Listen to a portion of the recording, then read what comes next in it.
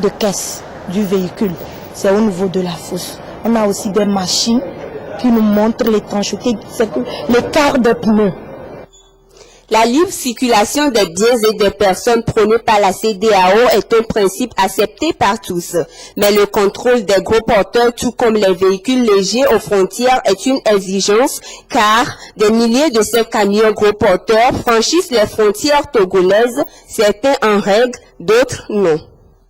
La visite technique, c'est tout d'abord contrôler ton véhicule. On contrôle ton engin, le temps de ton engin. Et toi-même, tu es en sécurité. On doit tout vérifier s'il est en norme pour circuler sur la route. Mais s'il ne le fait pas, il a affaire aux gendarmes sur la route. Et chez eux là-bas, ils le font.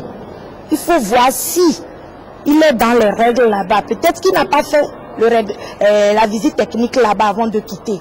Il y a ça aussi, il faut voir ça. S'il avait fait, peut-être qu'on devait le dire, monsieur, vos freins ne sont pas en bon état. Vous avez tel problème. Il devait corriger avant d'arriver au Togo. Peut-être chez lui, on l'a donné 6 mois. Il arrive chez nous, il voit que sa visite est inspirée. Il peut le faire chez nous. En règle générale, le contrôle technique s'effectue tous les 6 mois pour les gros porteurs et les camions personnels ou utilitaires et 3 mois pour les taxis. Il est donc obligatoire de l'effectuer afin de déceler d'éventuelles pannes, cause des accidents qu'on enregistre à tout moment sur les routes.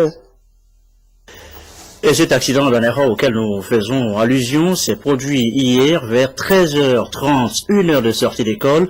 De jeunes lycéens sont d'ailleurs victimes de cet accident, ce qui amène à s'interroger sur les heures de circulation de ces camions. On a l'impression de les voir en pleine circulation de jour comme de nuit, même à des heures de pointe. Sont-ils autorisés, ces gros porteurs, à circuler à tout moment? C'est l'autre interrogation ce soir, élément de réponse, Charlotte Moussine.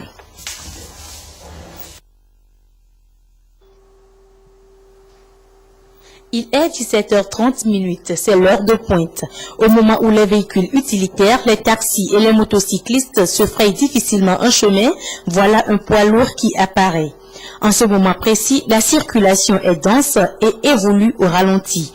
Le gros porteur aggrave le bouchon et accentue l'embouteillage. Nous voulons que l'État nous vienne secours pour les gros camions qui passent. Et l'État va mettre l'ordre pour eux. Ça perturbe la circulation des uns et des autres. Oui, il faut que l'État voie un peu ça là. Sinon ça empêche trop la population. Trop même. C'est ça qui cause encore des accidents. Beaucoup d'accidents. Quelles sont alors les heures réglementaires auxquelles ces engins lourds sont autorisés à circuler? En termes de circulation, aux heures de pointe, les camions gros porteurs ne circulent pas. Le matin, par exemple, déjà à 6 heures, chacun commence par vaquer à ses occupations. Il est donc interdit aux gros porteurs de circuler, et ceci jusqu'à 8 heures du matin. Et à midi, déjà à 11h30, nous avons déjà des élèves qui sortent pour rentrer à la maison. Certains fonctionnaires commencent par rentrer.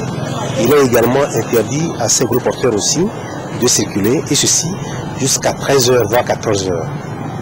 Et dans l'après-midi, dans la soirée, déjà à 17h, les gros porteurs ne circulent pas, et ceci jusqu'à 20h. Au-delà de 16h de pointe, les gros porteurs peuvent circuler, et ils ne peuvent pas circuler n'importe où. Ils ont leur couloir de circulation, et ces couloirs de circulation sont indiqués par les panneaux. Des sanctions s'imposent aux contrevenants. Il y a des policiers et des fonctionnaires de police qui sont sur le long de nos axes.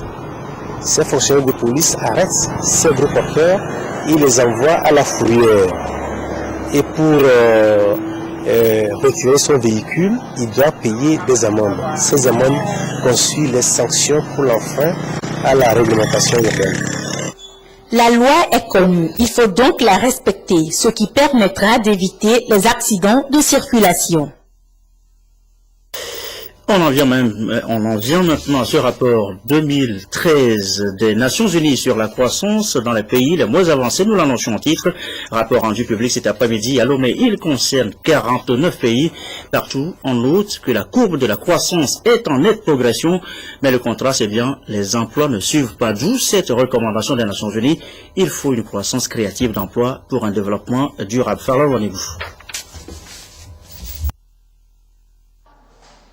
D'ici à 2050, la population des pays les moins avancés atteindra 1,7 milliard d'âmes. Ces 49 États ont en commun des croissances économiques avoisinant les 5%, une pauvreté stagnante dans un contexte de crise sociale, faute d'emploi. Chaque année, durant cette période, 16 millions de nouveaux demandeurs arriveront sur le marché de l'emploi de ces États qui n'ont malheureusement pas de quoi absorber ce flux.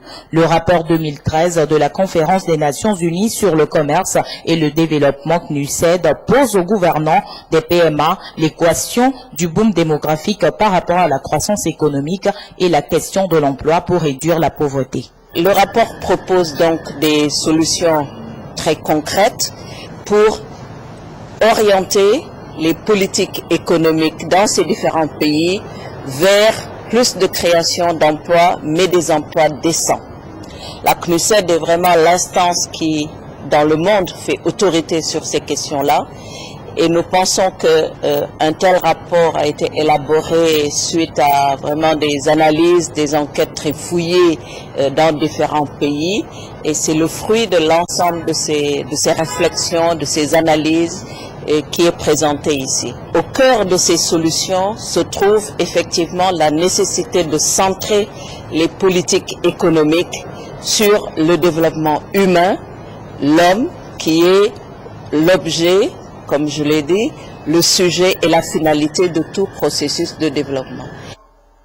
L'homme au centre d'une croissance parfaitement imbriquée à l'emploi et au développement, le Togo peut se réjouir de la stratégie de croissance accélérée et de promotion de l'emploi SCAP et des politiques volontaristes pour temporairement pallier le fléau du chômage.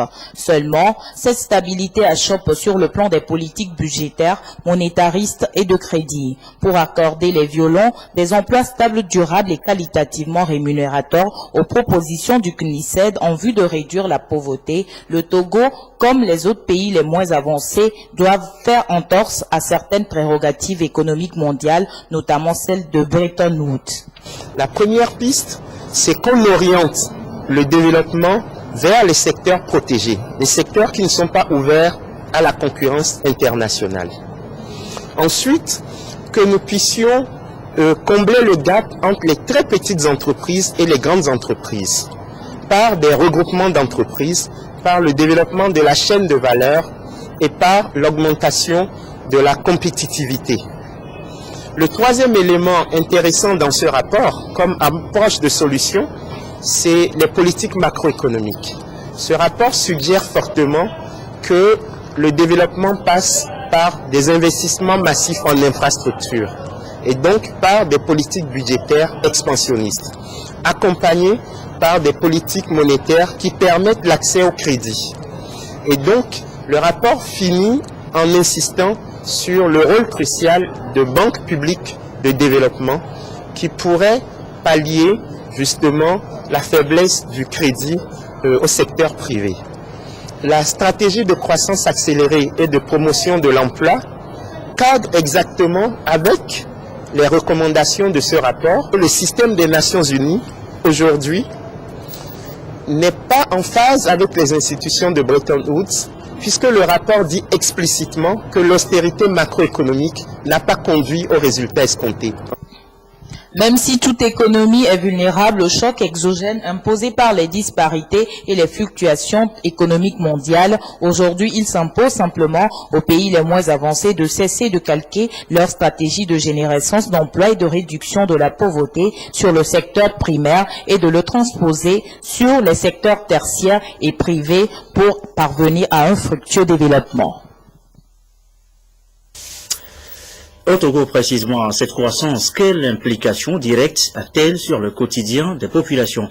La balance croissance-création d'emplois est-elle équilibrée? On fait le point dans ce dossier de la rédaction, dossier signé Komu Borde.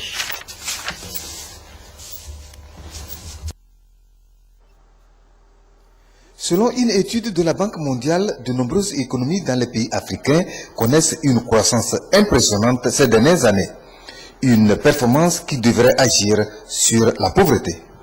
Le problème qui se pose, c'est la nature de cette croissance. Donc on constate que c'est une croissance qui n'est pas tirée par la main d'œuvre. Dans la plupart des pays, il y a une forte croissance économique, mais on se rend compte que c'est une croissance qui est plus tirée par le capital que la main d'œuvre. Alors que les pays sont relativement abondamment dotés de main d'œuvre. On constate que le taux de croissance démographique est relativement plus élevé dans nos pays que dans les autres pays. Donc pour que la croissance économique profite à la population, il faut qu'elle soit beaucoup plus impliquée dans le processus de production et donc de croissance économique. Il faudrait utiliser plus de main-d'œuvre pour promouvoir la croissance économique. L'inadéquation entre emploi et formation est aussi une raison qui explique ce taux de chômage. Il va donc falloir restructurer les systèmes d'enseignement. Donc le constat est que dans notre pays, il y a des formations qui ne sont plus adaptées à la demande sur le marché du travail. Donc il convient pour améliorer l'employabilité des jeunes de modifier un peu le système de formation afin de l'adapter aux besoins du marché du travail. En faisant par exemple des études qui permettent de savoir dans quel secteur la main devrait être demandée. Parce que le problème est que nous formons des gens dont une bonne partie se retrouve au chômage parce qu'ils ne sont pas très demandés sur le marché du travail. À en croire ce rapport de la Banque mondiale, près de 11 millions de jeunes en Afrique seront demandeurs d'emploi chaque année au cours de la prochaine décennie. Un véritable défi pour les dirigeants. Et sachez que la ministre de l'Action sociale dans l'actualité nationale toujours, de la solidarité nationale, de la promotion de la femme et de l'alphabétisation était ce jour à Dankmen où elle a procédé à la remise de kits et bourses à environ 200 filles du primaire et du secondaire. C'est pour encourager l'excellence scolaire de la fille dans cette préfecture. Dédé Arufayeko a saisi l'occasion pour lancer un appel à la mobilisation, à la tolérance zéro aux mutilations génitales féminines. Nous reviendrons en sur le sujet dans les prochaines éditions. Un mot de l'actualité à l'étranger, cette manifestation à Niamey, ce débat à Paris. En toile de fond, le contrat d'Areva, le géant du nucléaire français qui exploite l'uranium nigérien. Regardez. Les places de la concertation à Niamey. Autour de leur cou ou sur leur tête, des foulards de couleur jaune, la couleur du yellow cake, la poudre d'uranium extraite dans les mines d'Areva dans le nord du Niger. C'est en l'espace d'un mois le deuxième rassemblement contre le géant du nucléaire français. Les protestataires demandent l'application pure et simple du code minier adopté en 2006. Nous demandons que l'État nigérien applique cette loi sur Areva. Areva dit net que le prix de l'uranium a baissé. Mais Areva a oublié que pendant plusieurs années, elle a exploité l'uranium nigérien, qu'elle payait à vil prix. Noël Mamère qualifie de choquante l'attitude de la société Areva vis-à-vis de l'État du Niger. Le député écologiste parle même de comportement au parfum colonial. Il faut aussi savoir, mes chers collègues, qu'une ampoule sur 3 en France fonctionne grâce à l'uranium du Niger et que 90% du peuple du Niger n'a toujours pas accès à l'électricité et qu'il est un des pays classés dans les derniers dans les indices de développement. Le gouvernement français, pour sa part, juge légitime les demandes des Nigériens. Il s'engage à tout mettre en œuvre pour faire réussir les négociations en cours entre la société Areva et l'État du Niger. Ce gouvernement souhaite que le nouvel équilibre qui sera trouvé soit compatible avec le développement du Niger, qui est conforme à notre intérêt. L'entreprise Areva a repris samedi l'exploitation des 2 mines dont les contrats doivent être renouvelés.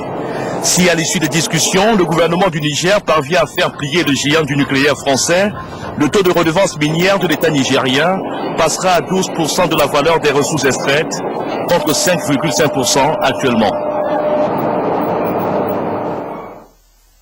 Il est 20h21. L'espoir à présent, Alfred Kolali, bonsoir. Bonsoir, alors d'abord les Jeux Olympiques d'hiver de Sochi, qu'avez-vous à nous dire là-dessus précisément? Ouais, je sonne les 22e Jeux Olympiques d'hiver, ceux qui vont avoir lieu à partir de demain, donc à Sochi en Russie, vont démarrer officiellement demain avec la cérémonie d'ouverture. Une cérémonie d'ouverture que la TVT va retransmettre en direct à partir de 16h. Alors, une précision, elle est très importante, c'est que cette cérémonie sera retransmise sur tous les territoires via les émetteurs des centres d'Agou, d'Aledo, de Badou et de Dapaon.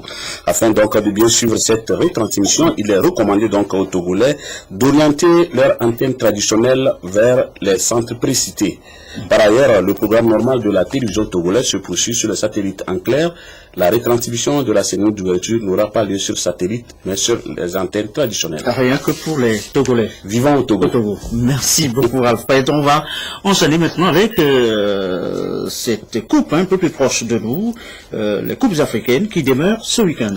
Et les Anguinotiens, au moment où nous parlons, sont en train de quitter Lomé pour Aba au Nigeria, où le champion togolais va tenter de défier dimanche Eniba local. Hier, Lamine Konaté a assisté à la dernière séance d'entraînement des Anguinotiens. Reportage.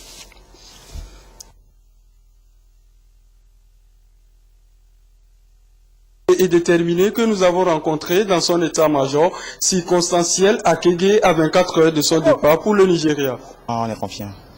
Et puis le moral est haut. On pense gagner ce match. Et on va le gagner aussi.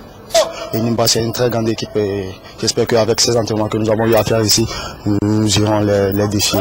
Nous allons se baser sur la solidarité et l'envie de jouer. Je pense que c'est un grand atout pour nous.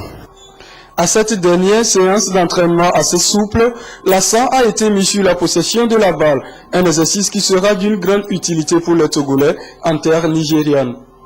Donc on travaille plus à l'européenne qu'à l'africaine, donc on fait un mélange de physique et de technique. Donc oui, on travaille dur là-dessus, on sait bien que les Nigérians sont très physiques et on verra bien dimanche. On va faire tout pour représenter le Togo à la scène continentale. Donc beaucoup de courage et croyez-moi que les joueurs vont donner leur vie pour le pays. Pas d'écart donc entre les propos des joueurs et leur staff, ce qui augure une meilleure prestation des Anguinotiens dimanche à Enyimba International Stadium à Abia State, au Nigeria. Et pendant ce temps, Alfred, les Anguinotiens seront à Aba, au Nigeria, et l'AS Douanes au stade municipal de Lomé. Voilà, au stade municipal de Lomé, l'association sportive des douanes togolaises qui joue en Coupe de la Confédération africaine contre le club industriel de Kamsar de la Guinée-Conakry. L'AS Douanes disait, je vais tenter de mettre toutes les chances de son côté pour remporter avec une grande maille de sécurité cette manche. Allez, Martin Makoubi. Dernier réglage de l'AS Douanes de Lomé, le représentant togolais en Coupe des Confédérations africaines de football, CAF. La formation dernière était au grand complet ce jeudi matin pour ces derniers préparatifs. L'AS Douanes qui affronte le club industriel de Kamsar de Guinée-Conakry ce dimanche au stade municipal de Lomé peut compter sur des joueurs comme Saïdou Badarou, Konda Rimio, Degli Messan, Tawali Manima et Zangara Abbas. Tous se disent déterminés pour ce match capital. Quand il y a un match, ce qui est sûr est qu'il faut la détermination pour pouvoir bien jouer le match. Tout ce qu'on a eu à faire dans les préparatifs, avec ça je vois que nous-mêmes on a l'intention, on a l'idée de gagner le match. Nos dirigeants sont avec nous, le staff technique, tout le public togolais avec nous. Je pense qu'avec tout le soutien de cette foule, je pense qu'on peut sortir la tête le 9. Côté staff technique, on est également confiant, même si les préparatifs n'ont pas vite démarré. C'est vrai que le temps de préparation, je l'estime pas très suffisant parce que nous avons commencé les 14. Mais au regard de ce que nous avons pu effectuer en termes de matchs amicaux internationaux, nous sommes confiants. La confiance est donc de mise au sein de l'AS Douanes pour un bon résultat ce dimanche au stade municipal de Lomé. Voilà. Et nous serons au stade tous, hein. Ouais, y compris toi, parce qu'il y a longtemps, hier, son compte a pu retrouver au stade. Je rappelle rapidement le prix d'entrée. Le match c'est à 15h30. Prix d'entrée gradé 500, tribune latérale 1000 francs et puis tribune officielle 2000 francs. C'est au stade municipal de Lomé dimanche. On y sera. On sera donc au stade. Alpha Colagnon va faire un peu de multisport avant de refermer. Un peu de multisport, voilà, un peu de multisport, gestion de voix avec du tennis et du football et le doublé de l'Ivoirien Gervinho à l'occasion de la Coupe d'Italie.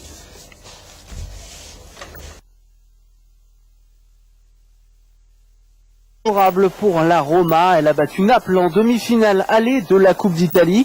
Ouverture du score de Gervinho, 2-0 grâce à ce chef-d'œuvre de Kevin Strootman. Une faute de main de De Sanctis remet les visiteurs dans le match. Ils égalisent ensuite par Dries Mertens, mais Gervinho arrache la victoire. 3-2, le match retour sera chaud mercredi prochain à São Paulo. 3 Français étaient sur les cours de l'Open Sud de France et Gaël Monfils a bien réussi son entrée en lice. Le Français a dominé difficilement Lucas Kubot en 3-7, 6-4, 4-6, 6-3. La tête de série numéro 5 contre les assauts du Polonais spécialiste du service volé. La Monf fait le break au bon moment et conclut la première manche 6-4. Après la perte du deuxième set, la machine Monfils se relance face à un adversaire qu'il n'avait jamais battu. Le Français semble avoir oublié ses problèmes de dos. Le 30e joueur mondial s'arrache et en un peu moins de 2 heures de jeu, Monfils s'impose sur son 11e ace. En 8e de finale, le Français affrontera le Portugais Souza. Ça passe également pour Édouard Roger Vasselin, vainqueur d'un autre Polonais, Michal Przyjazny. Le 38e joueur mondial s'est imposé en 2-7, 7-6, 6-3. Le Français affrontera en 8e de finale l'Allemand Dustin Brand. Voilà, après donc ce sera tout pour la page sport de cette édition. Ce sera tout, sauf qu'il faut préciser que samedi, Direct Foot passera le match à Chelsea-Newcastle à partir de 15h. Assure donc sur la télévision togolaise. Et moi, avant de refermer cette édition, un mot du groupe des syndicats autonomes qui était en assemblée générale hier mercredi à Lomé. De nouvelles orientations ont été définies à l'occasion de cette rencontre. Les précisions, Isidore Koubatine.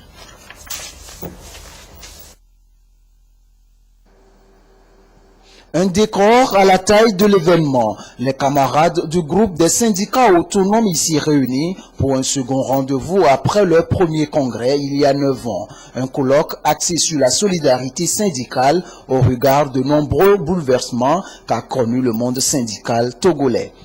Aujourd'hui, on a plus besoin de solidarité pour la défense des droits réels des travailleurs sur le terrain, compte tenu des soubresauts que nous connaissons. Il faut qu'il y ait une certaine solidarité entre les organisations de travailleurs qui défendent les intérêts matériels et moraux des travailleurs. Pour cette deuxième rencontre, les membres du groupe syndical sont conscients des défis à relever et pour l'occasion, le ministre du Travail les a appelés à plus d'ardeur. La tâche qui vous attend est noble mais ardue, d'autant plus que des chantiers difficiles vous attendent, que ce soit au niveau des travailleurs ou au niveau des employeurs, qui vous jugeront sur la logique et le réalisme de votre combat pour le bien-être de tous les travailleurs. Votre engagement est un sacerdoce. Vous serez souvent mal jugé. Vous ne vous découragerez pas. Surtout si vous êtes certain de mener le bon combat et d'évoluer dans le bon sens. Les camarades du groupe des syndicats autonomes peuvent désormais placer leur confiance en leur secrétaire général et son équipe élue pour un mandat de 5 ans. Confiance pour impulser ensemble de nouvelles dynamiques et révolutions pour le mieux-être des travailleurs togolais. Et voilà, c'est la fin donc de cette édition. Sachez que le Togo fait bonne figure en matière de croissance. Encore le rapport 2013 sur les pays les moins avancés, rapport des Nations Unies rendu public cet après-midi à Lomé. Les Nations Unies insistent toutefois sur une croissance créatrice d'emplois pour un développement durable.